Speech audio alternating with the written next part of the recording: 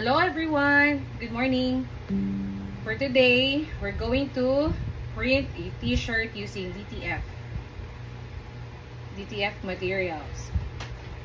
So first, ang materials natin is t-shirt. Any kind of t-shirt. As long as pwede siya ma-print, maprintahan. Wait. This is a t-shirt. Knitted t-shirt.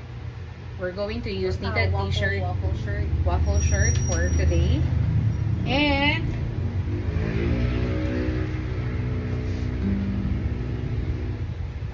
I'm going to use a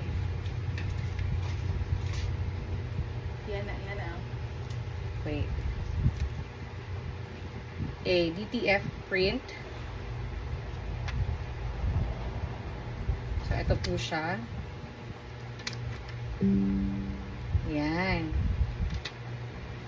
So, ang materials niya po is para naka-emboss siya sa papel and then hindi siya papel.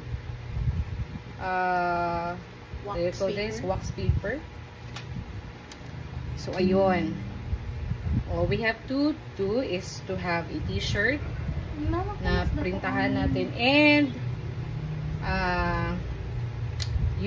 DTF. Iba pala yung UV DTF. Ito, DTF print.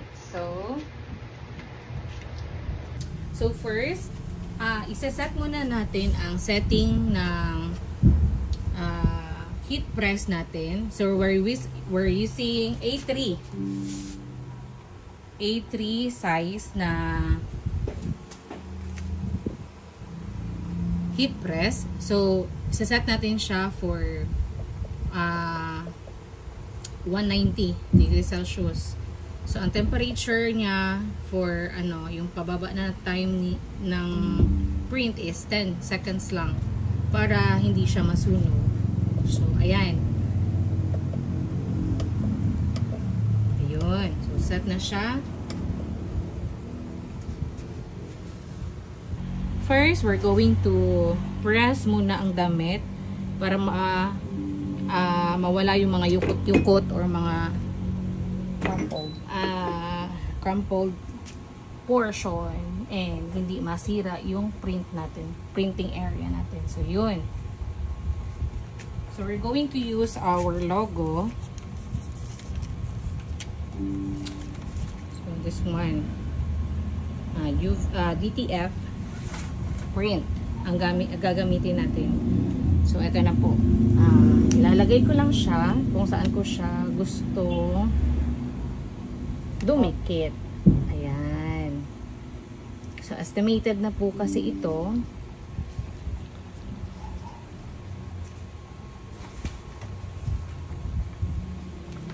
So, sa harapan po ito ng t-shirt ng company t-shirt namin. So, ayan po.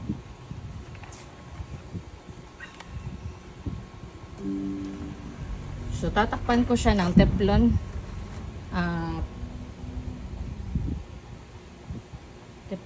paper. Teflon wax. Ay, ewan ko kung ano ang tawag doon. So, yun na.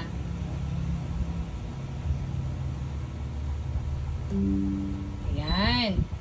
So, antayin lang natin na matapos yung downtime ni heat press before natin kunin yung t-shirt. So, before that, ayan, nadikit na siya.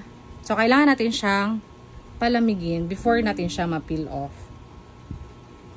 So, antayin lang muna tayo ng mga 5 to 10 seconds para ma-peel off natin siya. Ay, so, hindi pa pala. So, ayan. Kung makikita ninyo, dumikit yung DTF print sa tela. I don't know what they call this na tela, pero ruffled shirt ang tawag dito. I'm not sure kasi. So, ito po. Kung makikita ninyo, dumikit siya nung nilagay namin siya sa heat press. So, after that, pag once na okay na, ayan. So, kung makikita nyo po, ang ganda ng pagkadikit at saka maganda po yung outcome ng print. So ayan po.